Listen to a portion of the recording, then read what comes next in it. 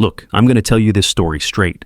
No sugarcoating, no bullshit. Because what happened to me, it's the kind of thing that'll make you question everything you thought you knew about trust, about marriage, about the woman sleeping next to you every goddamn night. My name's Wade Peterson, 35 years old, been running heavy equipment in Fort Worth construction for 12 years now. Union job, good money, about 75 grand a year when the work's steady. And it usually is. Texas keeps building, and guys like me keep making it happen. Cranes, bulldozers, excavators. If it moves dirt or steel, I can run it. Started as a grunt with a shovel, worked my way up through the ranks. That's how it works in construction. You earn your stripes, you prove yourself, and eventually the old-timers start treating you like family. Brooke and I, we've been married 7 years, together for 10 total. Both of us are motorcycle people. That Harley culture runs deep in Texas, you know? We had this beautiful street glide we bought together 3 years back. 28 grand of chrome and steel that represented everything we were supposed to be building toward, together. Picked it out on a Saturday afternoon at the dealership, both of us grinning like kids on Christmas morning. Tess rode it through the hill country, wind in our faces, her arms wrapped around my waist. Those were good times. She sells real estate. Good at it when she wants to be, but it's feast or famine in that business. Some months she'd pull in decent commission, 4,000-5,000 if she landed a big sale. Other months, nothing. Market gets soft, deals fall through, clients disappear. Doesn't matter to me then. That's what marriage is, right? You carry each other. When she's flush, we go out to dinner, maybe take a weekend trip. When she's not, I cover the bills and don't make a big deal about it. But somewhere along the line, things started shifting, like a foundation settling. So gradual you don't notice until the cracks start showing. It started with the night rides. Brooke always liked riding after dark. Said the roads were clearer, the air was cooler. Fair enough. Texas summers are brutal, and by 9 p.m. you can actually breathe without feeling like you're inhaling soup. But gradually, these rides got longer, later, and she started getting real cagey about where exactly she was going. Now, I'm not some controlling asshole who needs to track his wife's every movement. I work construction. I understand needing space, needing to decompress after dealing with people all day. Hell, sometimes I come home from a job site and just want to sit in my truck for 10 minutes before walking through the front door. So I get it. But when your wife's out on a motorcycle at midnight and won't tell you where she's headed, that's not asking for space. That's asking for trouble. Bikes are dangerous enough in daylight with all the distracted drivers out there. At night, with half the bar crowd stumbling home, that's rolling the dice every time you throw a leg over. "I'm just riding, Wade," she'd say, already pulling her helmet on. "I'll be back when I'm back. Just give me a general idea. Are you heading toward the lake, downtown, the interstate? Just so I know." And that's when she'd get that look. You know the look. The one that says you just asked her to wear a tracking collar and report her location every 15 minutes. God, Wade, you're suffocating me. I can't even go for a ride without you breathing down my neck. We fought about this a lot, more than a lot. Kitchen table arguments that started quiet and escalated until the neighbors probably knew our business. And every single time, I'd end up feeling like the asshole. Like I was being unreasonable for wanting to know if my wife was safe, where she might be if something happened. "You don't trust me," she'd say, crossing her arms, leaning back against the counter like she was the wounded party here. "It's not about trust, Brooke. It's about safety. It's about being considerate. If I was going out at midnight, I'd tell you where I was headed. That's because you're different. You worry about everything." Different? Right, because wanting basic communication in a marriage makes you paranoid. Our therapist, Dr. Ashley Hoffman, nice lady with an office downtown, even she raised an eyebrow when Brooke described these midnight rides with zero communication. But Brooke just doubled down, arms crossed in that leather chair like she was defending some fundamental right. "Wade needs to work on his trust issues," she'd say, like that settled everything. Like the problem was my expectations, not her secrecy. Trust issues. That phrase became her favorite weapon.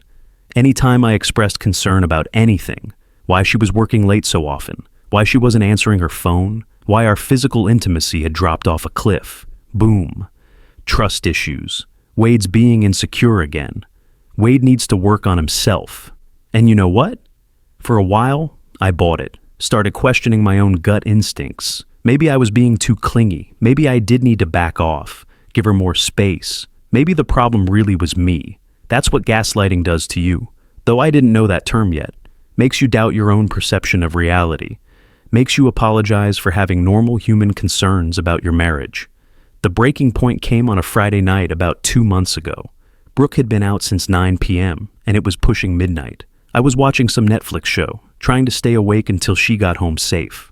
Old habit from when we first started dating. I never slept well when she was out late. I sent her a text. "Hey babe, you getting dinner while you're out?" Quick response. "Yeah, I'm good, thanks, love you." Should have been reassuring, right? But something felt off. The response was too quick, too generic, like she was brushing me off instead of actually communicating. And it was getting dark out, which meant more risk on the roads. I texted back, "Sweet, I'm staying in for the night. What you up to?" Nothing. Radio silence.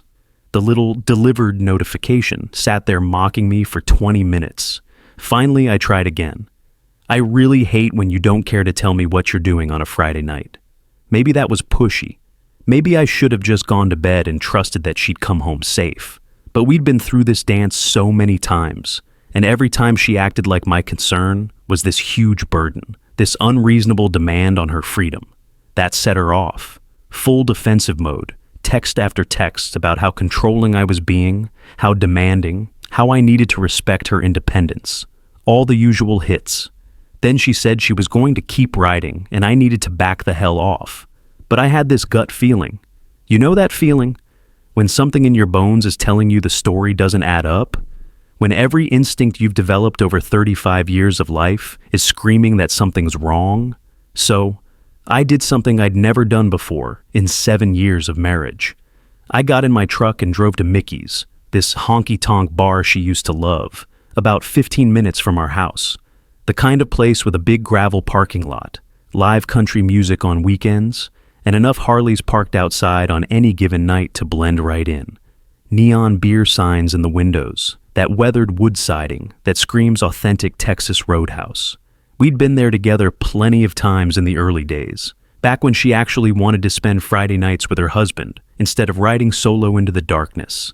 And there she was, sitting at the bar, laughing with some guy I'd never seen before, tall, lean, probably my age, wearing a leather vest that screamed weekend warrior, the kind of guy who rides a Harley to look tough, but probably works in an air-conditioned office all week. Her back was to me, but I'd recognize that blonde hair anywhere, the way she tilts her head when she's flirting, because that's what this was, flirting.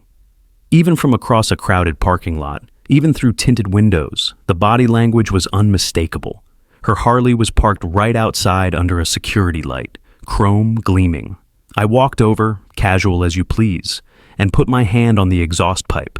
Stone cold. Not warm, not slightly cool. Stone fucking cold, like it had been sitting there for hours. She'd just texted me 15 minutes earlier, saying she couldn't respond because she was riding, and I was blowing up her phone. But that exhaust pipe? You can't fake physics. Metal takes time to cool down after running hot. 20 minutes minimum for a pipe to get that cold. Probably longer on a warm Texas night. I didn't go inside. Didn't make a scene, didn't storm through the door like some jealous husband in a bad movie. Just took a photo of her bike in that parking lot, time-stamped, location tagged, cold exhaust and all, and drove home. My hands were shaking the whole way, knuckles white on the steering wheel. When I got home, I sent her one text. "I know where you are." Then I poured myself 3 fingers of bourbon and waited. The explosion that followed was something else. She came home around 2 a.m., slamming the front door hard enough to rattle the windows, angrier than I'd ever seen her in 7 years of marriage. How dare I spy on her? How dare I not trust her? How dare I violate her privacy by checking up on her like some kind of stalker? "You followed me, Wade? Seriously? You actually got in your truck and followed me?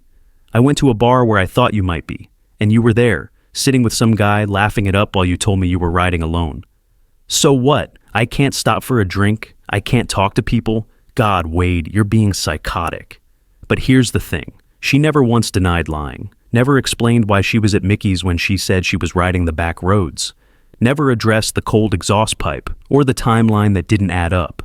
Just attacked me for finding out. Like discovering her lie was the real crime here. Who was the guy? What guy? There were lots of people there. The guy you were talking to at the bar. Leather vest, about 6 feet tall. I don't know what you're talking about. I talk to lots of people.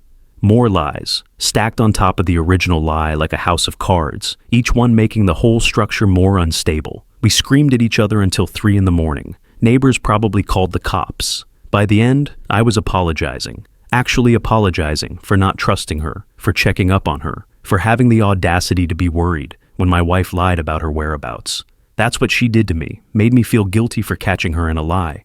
We made up the next day like we always did. She promised to be better about checking in, said she understood my concerns. All the right words, delivered with just enough sincerity to make me believe maybe we could work through this. Maybe I had overreacted. Maybe she really was just blowing off steam at a bar and I'd misread the situation. But trust, once cracked, doesn't heal clean. It leaves scars, weak spots that never quite regain their original strength. For a few weeks, things seemed better. She'd text me updates when she went out, let me know where she was headed and when she'd be home. Basic courtesy that should have been automatic, but felt like a major victory at the time. I started thinking maybe the counseling was working, maybe we'd turned a corner. Should have known it was too good to last. Last weekend, she was out at this cafe she likes, doing paperwork for a pending sale. Some McMansion out in Keller that would net her a decent commission if it closed. Being good. About texting me updates too. Still working on contracts, grabbing dinner while I'm out, heading to the office to print docs. All normal, considerate communication between married adults. Until about 10 p.m. when the updates stopped. Her last text said she was heading to her real estate office to finish some paperwork and print out documents for Monday's closing. Made perfect sense. She'd done it plenty of times before, working late to get deals closed. Then nothing. Radio silence for over an hour. I was driving home from the gym around 11:30 when I called her, straight to voicemail, which was weird because she always keeps her phone on when she's working late. Safety thing. Woman alone in an office building at night should be reachable. She called back 5 minutes later. Hey babe, sorry, I was in the middle of something complicated. These contracts are a mess. But I could hear voices in the background, multiple people talking like she was in a crowded place, not the quiet solitude of an empty office building. Where are you right now? At the office, like I said, finishing up this contract from hell. Why? It sounds like there are people around you. Brief pause. Too brief for someone who wasn't prepared for the question. Oh, that's just the TV in the break room. Someone left it on, and you know how sound carries in these old buildings. Look, I need to take this call. It's the seller's agent about the Henderson property. Critical timing here. I'll call you right back with an update. We were buying a house at the time. Bigger place out in South Lake with a 3-car garage and room for the bike collection. We kept talking about building. So this call made sense, was important to both our futures, but something felt off about the whole exchange. An hour went by, and no callback. I tried her again, straight to voicemail. She texted back, call you in a few, long conversation with lots of moving parts. When she finally called, I could tell she was in her car. Engine noise, the hollow echo you get from a Bluetooth connection. Sorry babe, that was a marathon conversation. Had to call our lender too, check some numbers, make sure we could handle the appraisal if it comes in low. Good news though, they accepted our counteroffer on the Henderson place. That's fantastic. Where were you when I called earlier? Well, I'm driving now. Had to pull over in the office parking lot to take the seller's call. You know how important that timing was for our deal. Right, but when I called the first time, before the agent supposedly called, I could hear people in the background. If you were alone at your office working on contracts. Long pause, the kind of silence that speaks volumes. I don't know what you heard. Maybe it was the TV, like I said. Or maybe sound from the parking lot. There's a sports bar next door that gets pretty loud on weekend nights. But I knew. You know how you can just feel when someone's lying to you? It's not one big obvious tell. It's a dozen little things that add up. The pause before answering. The overly detailed explanations. The way their voice changes pitch just slightly when they're spinning a story. It was the same feeling I had at Mickey's, that cold certainty in your gut that says the person you love most in the world is looking you in the eye and lying through their teeth. When she got home that night, I tried one more time. Gave her every opportunity to come clean, to salvage what was left of our marriage with some basic honesty. Brooke, I just want us to be honest with each other. Whatever's going on, we can work through it. We've been together 10 years. There's nothing we can't handle if we're straight with each other. She looked me right in the eye, smiled that smile I'd fallen in love with all those years ago, and stuck to her story. The office, the contracts, the important phone calls, all of it delivered with the kind of confidence that would have convinced a jury. But I wasn't a jury. I was a husband who'd been lied to before and was starting to recognize the pattern. So I did what any suspicious husband would do in 2023. I checked our phone records online the next morning while she was in the shower. Verizon keeps detailed logs. Every call, every text, timestamps down to the minute. And there it was, plain as day. After my call to her that night at 11:35 p.m., no other calls, not to the seller's agent, not to our lender, nothing. Radio silence until she called me back an hour later from her car. She'd made it all up. Fabricated an entire conversation, complete with specific details about contract negotiations and financing concerns. Created a whole fictional narrative to explain away being somewhere she wasn't supposed to be. When I confronted her with the phone records Monday morning, she finally cracked. Sort of. Okay, fine. I was out with friends. I just wanted to enjoy myself without having to report every detail to you, like I'm some teenager with a curfew. Friends, right? The same friends I'd never met, never heard about, who apparently materialized whenever she needed an excuse. Why lie about it? Why make up the whole story about work calls and contract deadlines? Because I knew you'd react like this. I knew you'd make it into a big thing, turn it into some kind of federal case. And then came the real kicker, the part that nearly broke me completely. Wade, I feel like I have to lie because you're so insecure. You need to trust me more. It always feels like you never give me room to breathe. Maybe you should work on yourself. Talk to Dr. Hoffman about your control issues.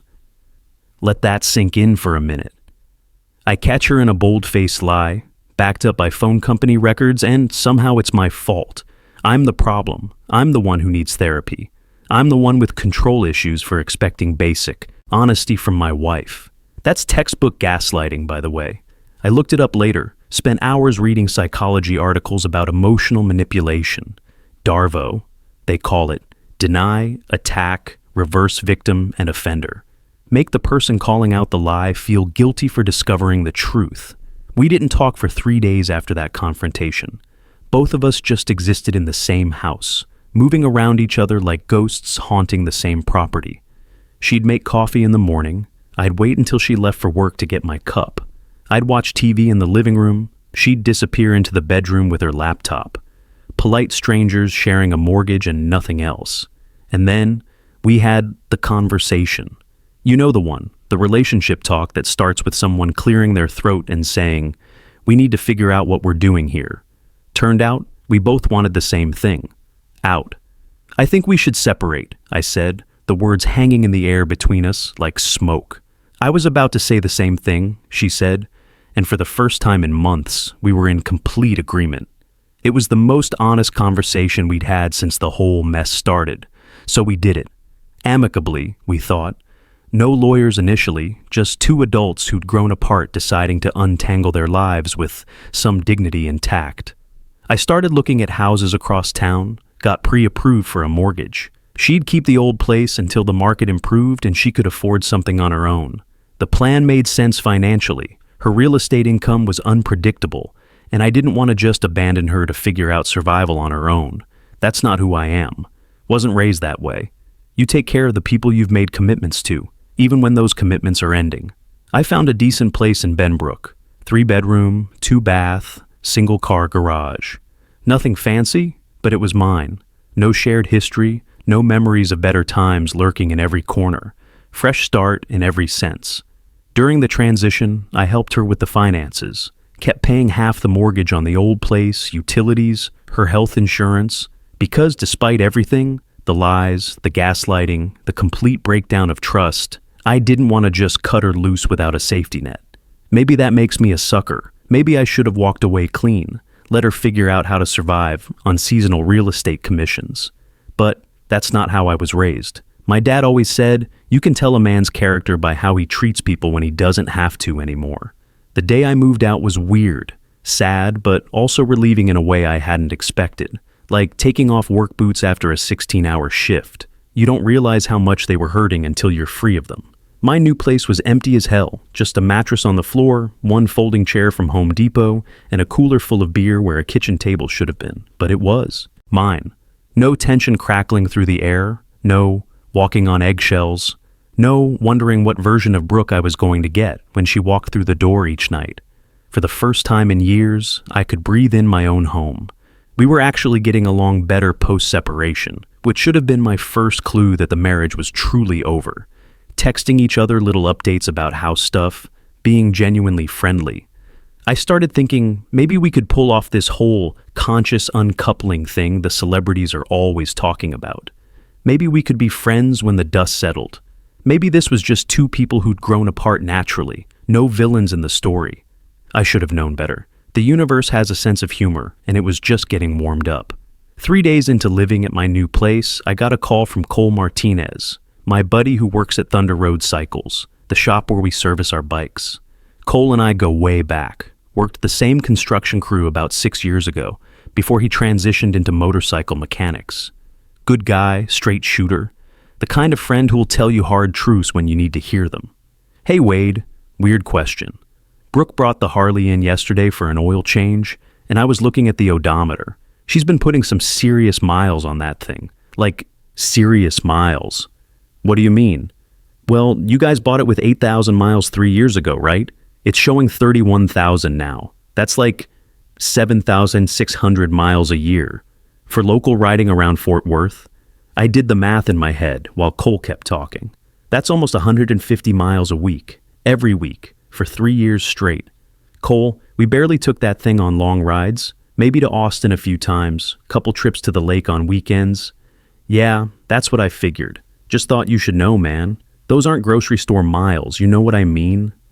After I hung up, I sat in my empty house trying to make sense of it.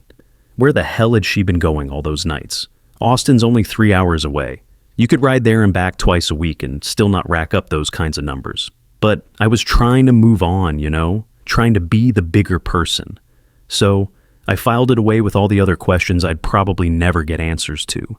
Sometimes the truth hurts more than the mystery. A week later, I got a call about a water heater leak at the old house. Brooke was showing properties all day, and I still owned half the place, so I said I'd handle it. Simple fix. Just a pinhole leak in the supply line where it connects to the tank. Basic plumbing stuff you pick up working construction for 12 years. I knocked it out in about 30 minutes. Shut off the water, drained the lines, cut out the bad section, and soldered in a new piece of copper pipe. Nothing fancy, but it'd hold for years. The kind of repair that saves you $300 in plumber fees if you know what you're doing. When I was cleaning up, I needed somewhere to toss the old pipe and fittings. The trash can in the garage was right there, so I opened it up to throw away the scrap metal, and my whole world shifted on its axis. Right there on top, a crushed cardboard box with a used condom hanging out of it. Not hidden, not buried under other garbage. Just sitting there, like it didn't matter who might see it. I stood there staring at that trash can for what felt like an hour, but was probably 30 seconds. My brain was trying to process what I was seeing, trying to make it make sense in some reality where this wasn't what it looked like. Brooke and I had been separated for exactly 1 week. 1 week. I'd moved out on a Sunday. This was the following Sunday. 7 days. And here's the thing that really got me. I was still paying for everything. Still covering her mortgage, her utilities, her fucking health insurance. Still helping her land soft while she figured things out and got back on her feet. While she was bringing guys home to the house I was paying for. The house where we'd lived together for 5 years. The house where we'd talked about having kids someday. Picked out paint colors, argued about whether to refinish the hardwood floors. The house I was still technically living in, according to the mortgage company. I took a picture of the water heater repair with my phone, hands shaking so bad I had to steady them against the wall. Then I texted it to her. All fixed. Keep an eye on it for the next day or two, just to be sure. She texted back within minutes. Thank you so much. You're a lifesaver. I texted back, call me tomorrow. We need to chat. Then I drove home to my empty house, ordered a pizza I couldn't taste, and sat on my mattress on the floor, trying to figure out what I was going to say. Part of me wanted to drive back over there and confront her immediately. Bigger part of me knew I needed to think this through. Figure out my next move instead of just reacting. She called that night around 9 p.m., and I could hear the wariness in her voice. She hates call me texts. They give her anxiety, she says. Good. About time something made her uncomfortable. Hey, what's up? Is everything okay with the water heater? Water heater's fine, Brooke. This conversation's about something else entirely. Okay. The word stretched out, cautious. I know you've moved on, and I know how you've chosen to do it. Long silence. I could hear her breathing, could practically feel her brain spinning, trying to figure out what I knew and how I knew it. What's that supposed to mean? It means I'm done. I'm removing myself from all our shared accounts tomorrow. You can figure it out from here. And then she exploded like a shaken beer can. Started with the victim routine. How could I spy on her? How could I violate her privacy? How dare I judge her choices? Like I'd been lurking around her house with binoculars instead of fixing a broken water heater in a house I still owned. Then came the justifications. We were separated, she had needs, she wasn't doing anything wrong technically.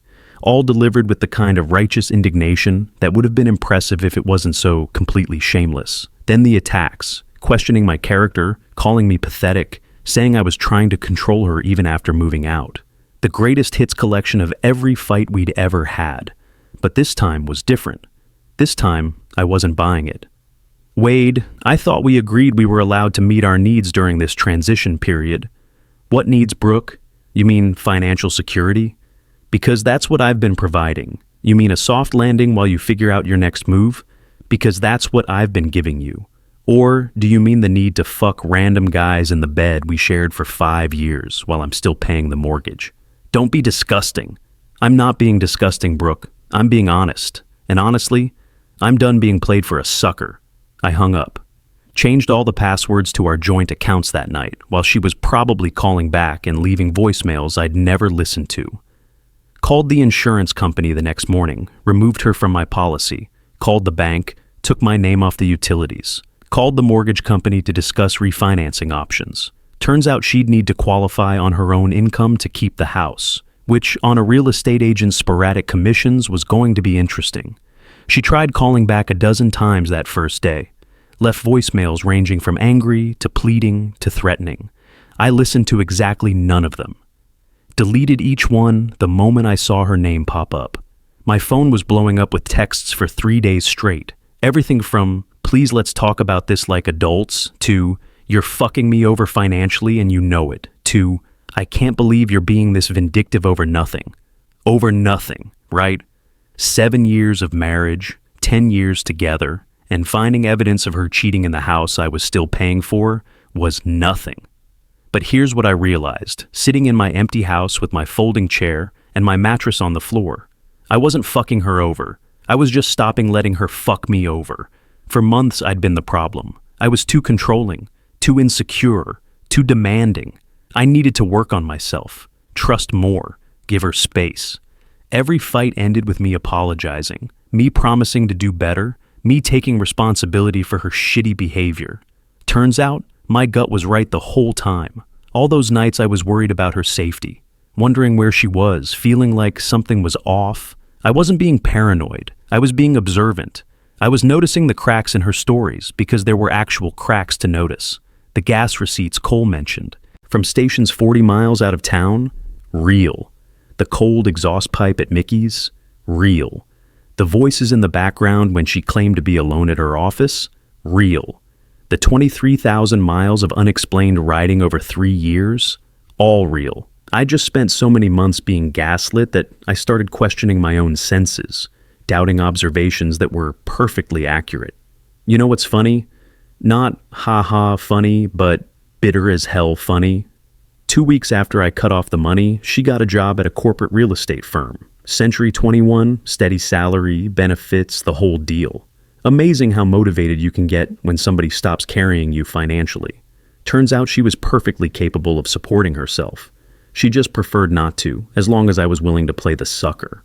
I saw her once after that, at the grocery store about a month later. She looked good. New haircut, designer clothes I'd never seen before, driving a newer car than the beat-up Honda she'd been complaining about for 2 years. She saw me too, started walking over like she wanted to have some kind of conversation. I turned around and walked out, left a cart full of groceries right there in the cereal aisle. Because here's what I'd learned. Some conversations aren't worth having. Some people aren't worth the energy. And sometimes, the best revenge is just refusing to play their game anymore. These days, I'm doing fine. Great, actually. Bought some real furniture for my place. Not expensive stuff, but comfortable. Couch that doesn't fold up, kitchen table with actual chairs, king-size bed frames so I don't wake up with carpet burns. Got a promotion at work too, crew supervisor now, which comes with a nice bump in pay and better health benefits. Turns out when you're not constantly stressed about what lies are waiting for you at home, you can focus better on the job. Who knew? Started writing again, which feels good. Joined a group that does weekend trips through the hill country. Bunch of guys in their 30s and 40s, mostly divorced or never married, who just want to ride without drama. We hit the back roads every Saturday morning, stop at little dive bars in towns with names like Luckenbach and Dripping Springs, talk about bikes and work and anything except our ex-wives. And yeah, I'm dating, slowly, carefully, but I'm putting myself out there again. Nothing serious yet, just coffee dates and casual dinners with women who answer their phones when they say they will, and show up where they say they'll be. The difference is, now I trust my gut. When something feels off, I pay attention instead of making excuses. When someone's story doesn't add up, I ask questions instead of apologizing for being suspicious. And when people show me who they are, I believe them the first time, instead of waiting for the 100th confirmation. Brooke taught me that. Probably the most valuable lesson she ever gave me, and she didn't even mean to. Sometimes I wonder if she was cheating the entire time, not just at the end. Those 31,000 miles on the odometer tell a story, and it's not about innocent midnight rides through empty Texas highways. Neither do phone records or cold exhaust pipes or voices in the background when you're supposed to be alone.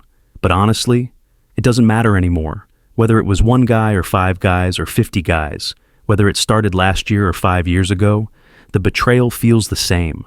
The lies hurt the same. The complete disrespect for our marriage cuts just as deep. What matters is that I'm out. I'm free.